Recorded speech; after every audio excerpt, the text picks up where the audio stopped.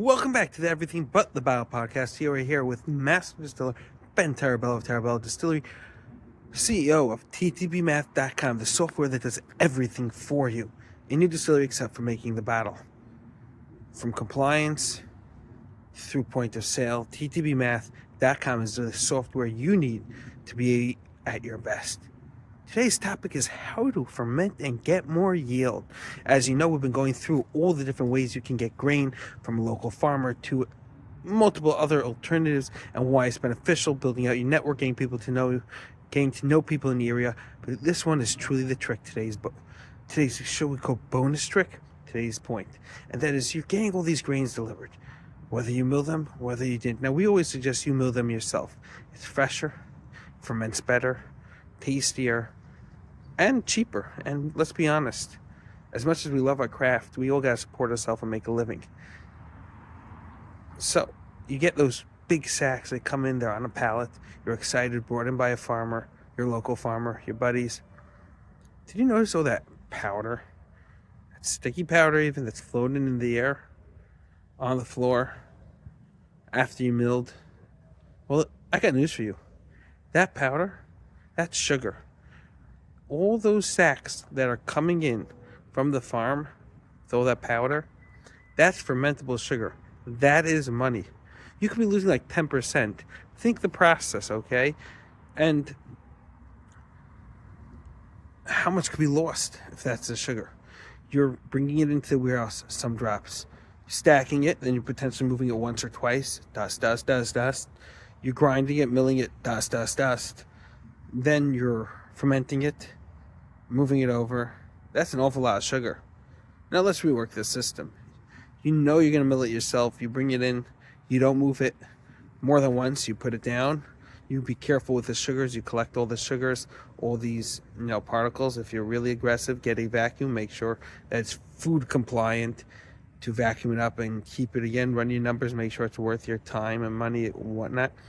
But when you mill it, when you ferment it, most important fact, have a trap that he brings it downwards. It's good for you, good for your ventilation, good for your health, and it will bring you in more money.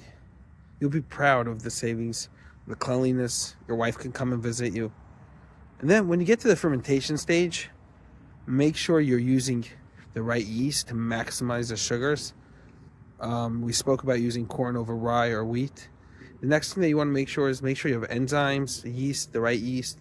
You might have a favorite yeast, but if there's not a noticeable difference, you want to maximize the sugars to come out of your corn. Again, like we said, grandma recipe, we ain't the cheapest recipe. That's not how she made it.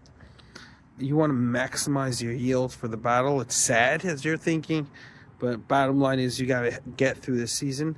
So find the right yeast, get enzymes that are going to help with the fermentation, and start fermenting. So you feel, okay, great, I've gotten success so far. I've been on top of all those sugars. I've been on top of all the ferment. What more do I got to do? Well, there's more you got to do if you walk through the process. You got to make sure the temperatures are right, okay? You want to make sure that if it's between 68 and 70, you're getting that temperature right in the fermentation. You might not be worthwhile for you to turn on the heat or the air conditioner. But, dude, schedule the ferments for the right times. If you start in a warmer by day or wherever to time it when it's going to start bubbling, the right times, you could possibly get away with it less cold at night when it's colder at night, or the reverse will give a funny smell when it's cold. It slows it down. But pay attention. This type of management can save you an awful lot of money. Keep the data. I mean, that's where ttbmath.com kicks in. You'll be able to enter this into the software and keep track and see what the returns are. You're going to get the starters. You can get the most yield from your grains. And that's going to go over to the still. When you distill, you're going, again, important, with the grains to keep it clean. When you run that whiskey still, you're going to get a much higher yield. You're going to keep track of heads and tails, of course, because things are different than what you expected.